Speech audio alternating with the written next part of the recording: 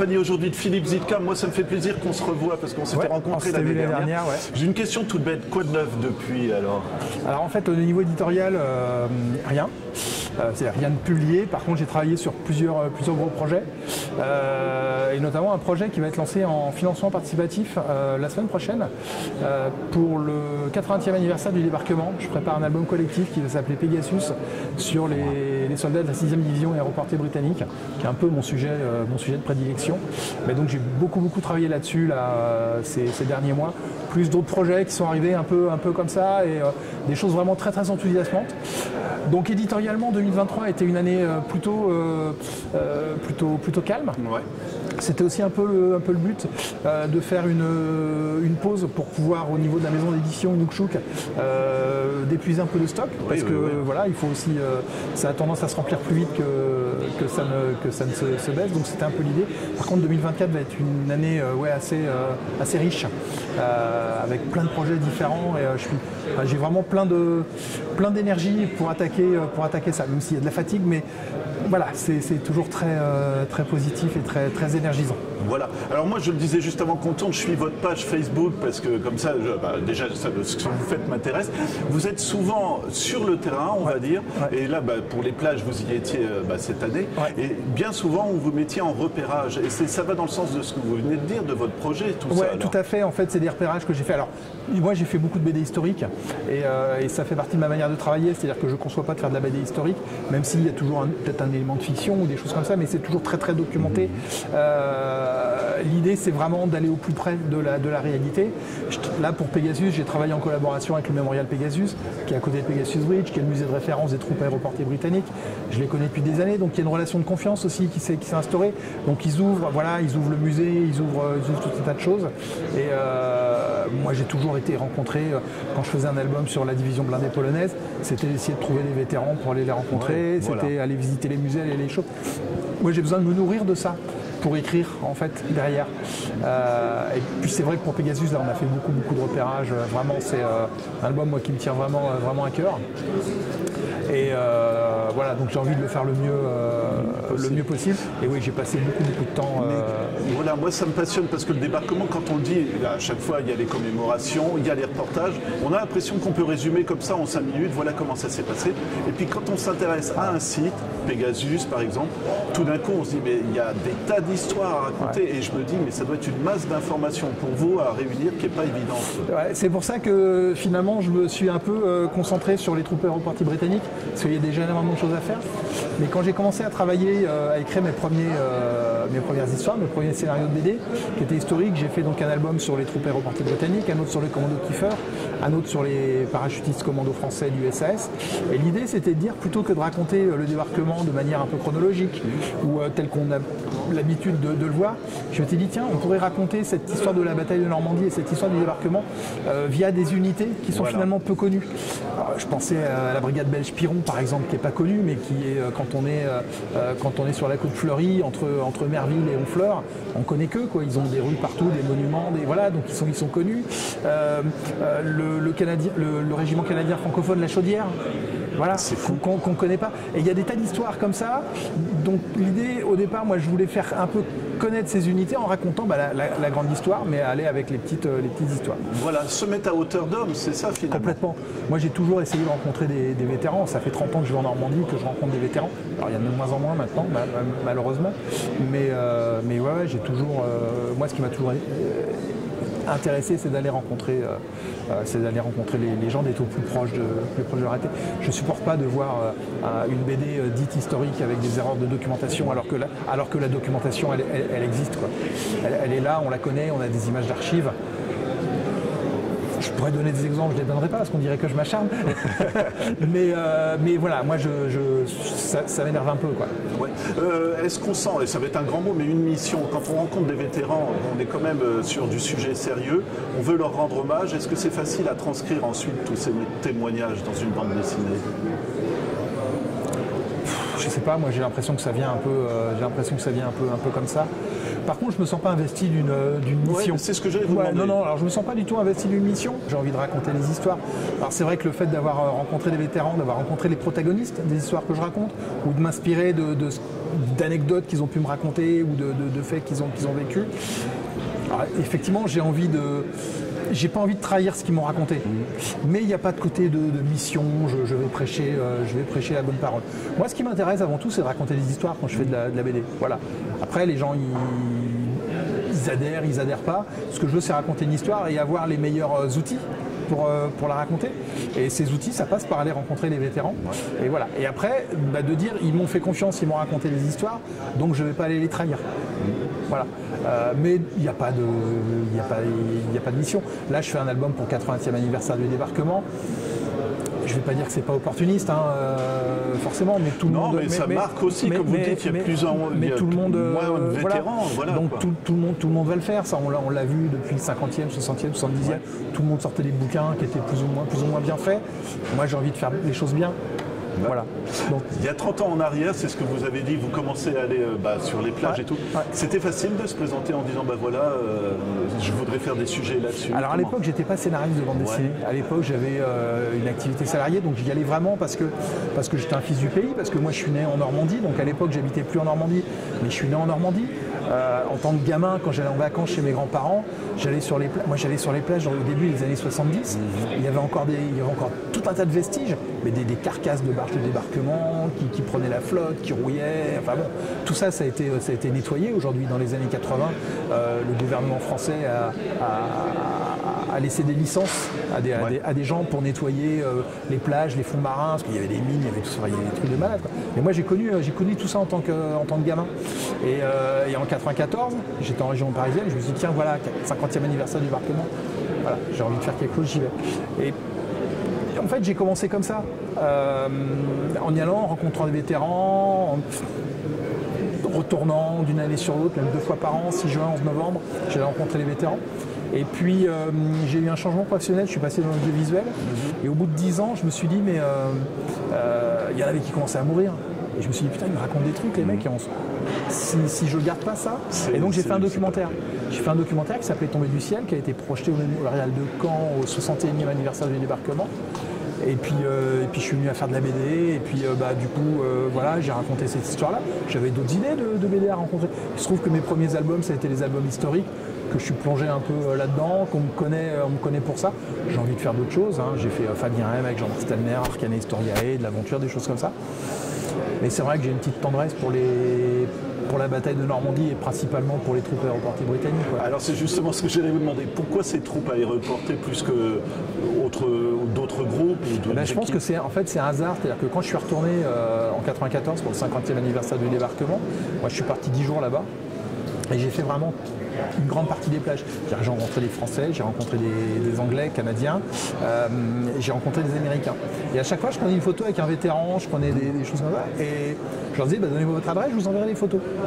Et donc j'ai écrit, mais j'ai peut-être, cet été-là, au mois de juillet, j'ai peut-être fait 80-90 lettres avec des photos que j'envoyais à des vétérans. Et bizarrement, les seuls qui m'ont répondu, c'est les Anglais, c'est les Britanniques. Et donc, il y en a un particulièrement qui me dit, Teddy Glenn, il est décédé, mais c'était mon grand ami, c'était une sorte de banque, voilà, qui me dit, il m'écrit, il me fait, au mois de septembre, je suis en Hollande à Market Garden. Je dis, tiens, je vais aller le voir. Hop, je suis parti à Market Garden. Je l'ai retrouvé parmi la foule des quelques, je ne sais pas combien de milliers de vétérans qui avaient là, la foule. On s'est retrouvés et on ne s'est plus quittés en fait pendant des années jusqu'à ce qu'il meure. Il venait en vacances chez moi, j'allais en vacances chez lui, il est venu à mon mariage, enfin bon voilà quoi. Et donc finalement, les Anglais m'ayant répondu, finalement quand je retournais en Normandie, je savais qu'eux revenaient. Donc j'allais les voir, tiens Philippe et tout, etc. Et puis on s'est mis à faire les commémorations entre nous.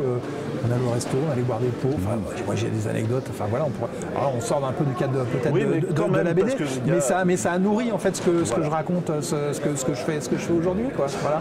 Repérage en Normandie, mais ça implique repérage en Angleterre ou pas ça, alors, repérage en Angleterre. Alors, je l'ai fait quand j'ai fait le documentaire Tombé du ciel. Ouais.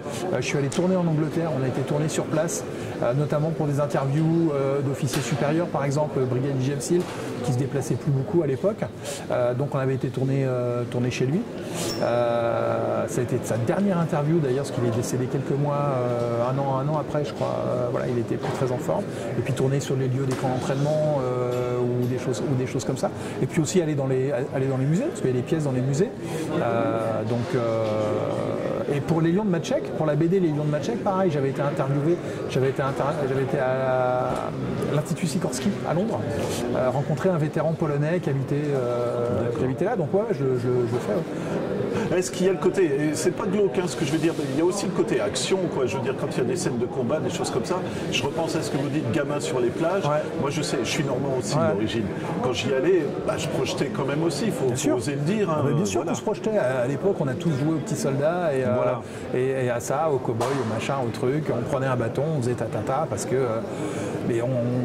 Parce qu'à l'époque, on a cette représentation sur place, on voit les musées, il y a des tanks à droite à gauche. Enfin, c'est super impressionnant pour des gamins de 5, 6, 7, 8, 10, 12 ans, tous ces vestiges qu'ils ont. Donc forcément, on se projette.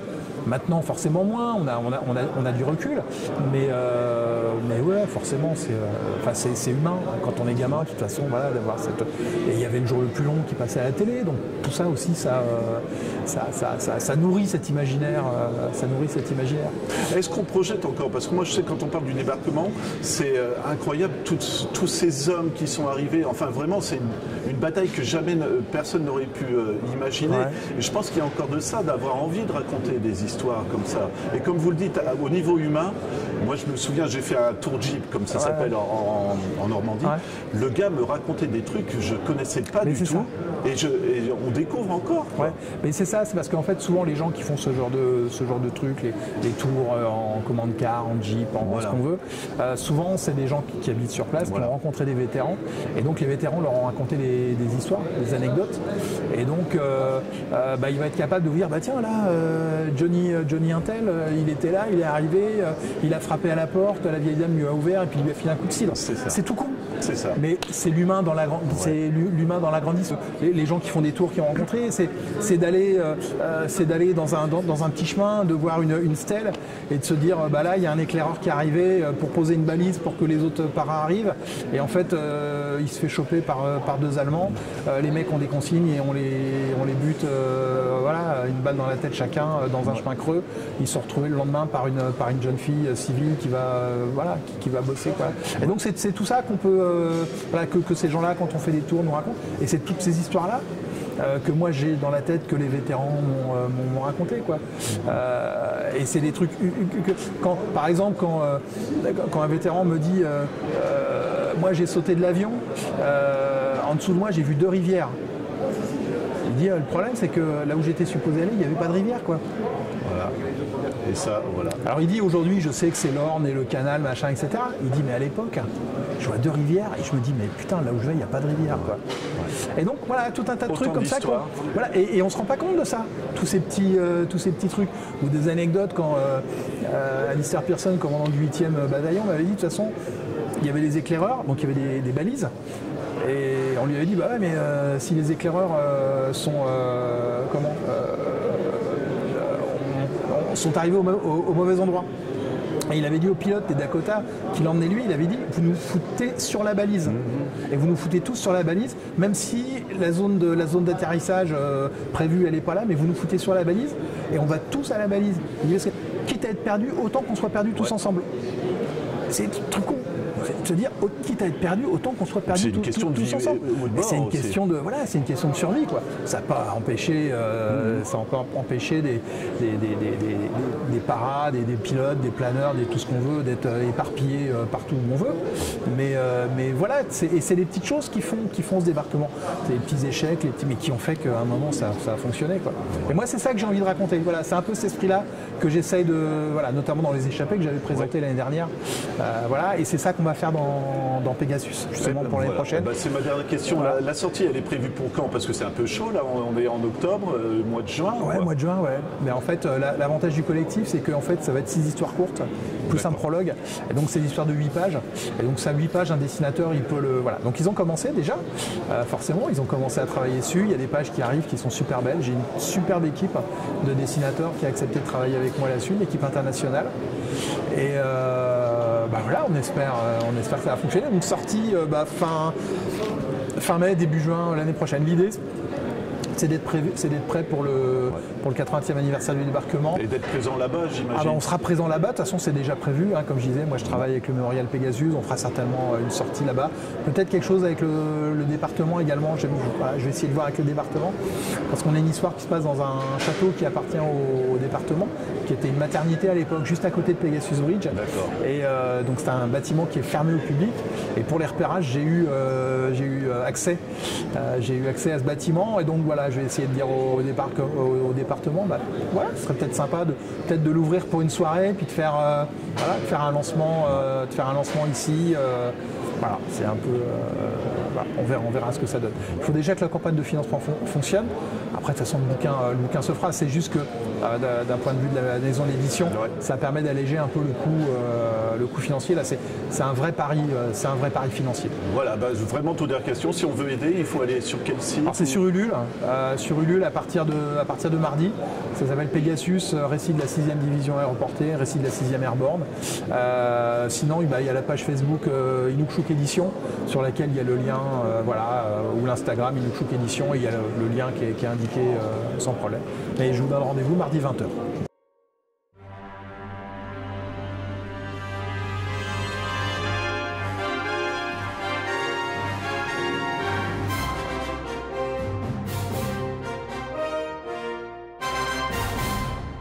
Il y a 79 ans, dans la nuit du 5 au 6 juin 1944, la 6e division aéroportée britannique arrive en Normandie pour sécuriser le flanc est du débarquement allié. Dès les premières heures, cette unité qui est amenée sur place par parachutage ou par planeur va s'illustrer entre autres par la prise de la batterie de Merville, la destruction de ponts ferroviaires ou routiers et la prise du pont de Bénouville. Ce pont, qui porte encore les traces des combats qui se sont déroulés autour de lui, va rapidement se voir baptisé d'un autre nom. C'est aujourd'hui un lieu mythique connu sous le nom de Pegasus Bridge, d'après l'emblème des troupes aéroportées, le cheval Pégase. Pegasus, récit de la 6e airborne, c'est aussi le nom du projet qu'Inukshuk Édition met en place pour célébrer le 80e anniversaire du débarquement et les troupes de la 6e division aéroportée. 6 récits et un prologue, tirés de faits réels, regards de soldats ou de civils au cœur des exploits des troupes aéroportées britanniques en Normandie durant les premières heures de l'invasion. Dans cette aventure, nous serons accompagnés d'une équipe de choc, des artistes reconnus qui ont accepté de mettre leur talent au service d'histoires étonnantes. L'italienne Cinzia Di Felice, les Serbes Darko Perovic, Dejan Nenadov, Munch et Ivan Stojkovic, et les Français Eric Ruxtul et Fabrice Lehenhoff. À partir d'aujourd'hui, nous vous donnons rendez-vous toutes les semaines pour découvrir les histoires qui composeront cet album.